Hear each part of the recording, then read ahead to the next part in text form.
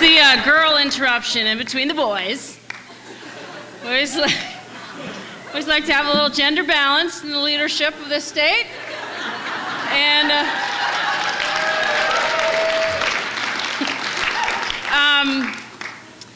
but we're not where these men are, and we are so thankful, trying to be thoughtful. We are so thankful that Governor Shumlin is where he is and doing the really powerful work that he's doing for Vermont. So please welcome Governor Shumlin.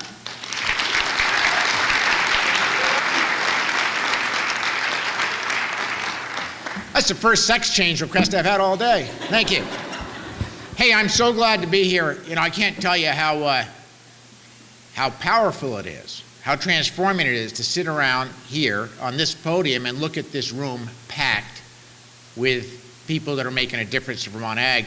You know, I think I'm the first governor in, I don't know, 50-something years that are actually born and raised in this state. Yeah, it's true. And I actually own the farm next. I'm also a dairy farmer, just so you know. We actually milk cows. I'm the first farmer in I don't know how long that actually, first Vermont governor that actually milks cows. And anyway, all I'm getting at is, my farm is right next to Howie Prusak. Is Howie here today? No. He's too old to get up here anymore. But 31 years ago, the first NOFA meeting was on Howie Prusak's farm, and I was there. And I got to tell you, look what has happened, transforming this to a hall full of people all growing great things. So here's to you for the extraordinary progress that's been made possible from a few visionary folks. You are all making a huge difference. And 31 years ago, no one would have guessed that we'd be packed in to a hall at UVM, growing jobs, growing the best food that anyone could ever ask to eat anywhere in America, and predicting and knowing that our best ag days are ahead of us, not behind us, because of you. So thank you so much for everything you're doing, making this transformation, renaissance in ag happen. I know you all didn't go into farming so you could listen to a bunch of politicians, so I'm going to keep it short because you've had your fill today, I'm sure. But I first want to say I know you've heard from my secretary, Chuck Ross. Chuck Ross worked for Pat Leahy for years, was his Vermont director, and I stole him from St. Patrick. I know you heard from St. Patrick. He's doing extraordinary things for Vermont ag down in Washington, up against a tide of right-wing nuts that don't want to do anything. I know Bernie's folks were here earlier, and there's no one that's fighting the battle better than our other U.S. Senator together with St. Patrick. They make a great Senate team. And you just heard from Congressman Welch, who he was so smart they threw him off the Ag Committee, I think. He was getting too much done for that right-wing nut group he's with. But the long and the short of it is he's doing a great job, and we really ought to be proud. I'm proud to be when I go around and I meet with these other governors, and I get to say with pride, you know, I come from the state that's got the best congressional delegation in America, and man, it makes a difference. So I'll keep it short, but here's the message. When I say that our best days are ahead of us, there's evidence that it's true. And it's because of your extraordinary vision. I don't think the Vermont ag community has ever been more united. I just came down from St. Albans. St. Albans Co-op is celebrating their 94th anniversary today. Yeah, and there's hundreds and hundreds of farmers packed in there, just like there's hundreds of farmers are packed in here. And the point is, together we understand that we have a shared destiny. That together, because we're united, and more united than I've ever seen the Vermont ag community, our best days are just warming up. A couple of years ago, when I first got sworn as governor, I made the promise that we were going to make ag one of the areas where we could grow prosperity and jobs by giving ag a lift across the state. And Secretary Ross and my Economic Development Secretary, Lawrence Miller, and the whole team are working together to do everything we can to make sure it happens. But I remember about a year ago, when Pete's greens barn burned down. Is anyone here is Pete here today? No, he's out, he's planting things. But anyway, when his barn burned, I picked up the phone and I said, Pete, you know, how can we help? How can we make sure that large and small, were helping out when tragedy hits. So anyway, a bunch of musicians got together, no-name musicians. There were a couple of guys there from Fish, and I don't know, it was a whole bunch of Vermont musicians, and they all got together here in Burlington and did a concert to help raise money for Pete's Greens. So I went and I introduced a bunch of them, and it was great music.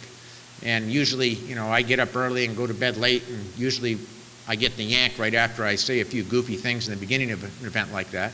So I said my goofy things, and I turned to my security team, who's here today. By the way, we're feeling a little insecure because we now have a smaller security team than Senator Patrick Leahy. That's an area where size matters, so we're going to beef it up a little. But anyway, I go to this concert, and I said, hey, you know, I'm not going to just leave here. You know, I'm going to go down and listen to this music and drink a little bit of Vermont-made beer. That's not Gucci beer, by the way. They make Gucci beer out of state. It was Vermont-made beer. So I go, and we get warmed up, and, you know, the more beer that was drunk, the more people wanted to talk to me. And so I stayed. And here's the good news. I'm not kidding. I would say between 25 to 30 young people. I would guess under age 30, but as I get at 50 and my birthday, I get a little, it's harder and harder to tell, but I would say under age 30, came up to me and said, you know, Governor, I'm growing beef. I'm growing pork. I'm growing vegetables. I'm making caramel out of goat's milk. I'm growing cheese. I'm growing, you know, and they just kept going. And they said, and you know, we're making money growing things in Vermont. And all we ask is that you keep helping us out. And that's the story of the work you're doing. That's why our future's so bright. It wasn't long ago when 10, 15 years ago, we were all bemoaning the best days of ag in Vermont being behind us. So all I want to do is say this. 31 years later, after NOFA came together in a little corner of a barn in Westminster, West Vermont, when you could barely see through the great food that was served and the smoke to figure out what the policy was going to be. It was just a thought, an idea, bringing people together to see how we could help each other to grow food.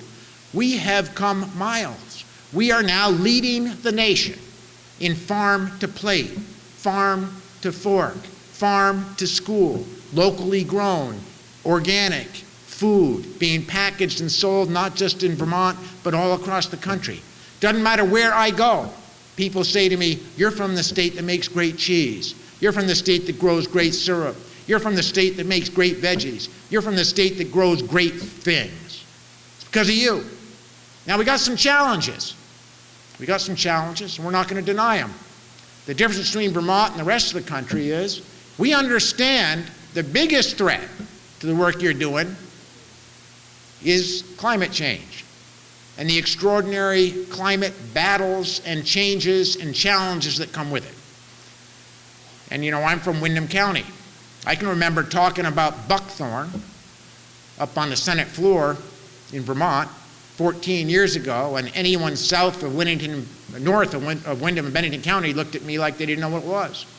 Now we know one of those climate change invasive species is changing the footprint of our forests. I was just down having dinner with one of my fruit grower friends down in Windham County. He was telling me about a new pest. It's in the fruit fly family. It's got one of those long names I could never pronounce, those Latin ones. And it flies in and it goes after a green blueberry, for example, and it's got a cutting nose, kind of like mine. And it cuts into the green fruit, lays its eggs in the green fruit, in the blueberry. And as the fruit ripens, it does its breeding thing, and you open up the blueberry and it's nothing but a soggy mass of reproduction.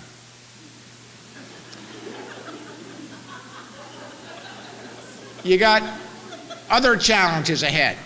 My point being this, I'm a governor who understands that the biggest threat to growing things in the future is the fossil fuel we're burning now. It's true.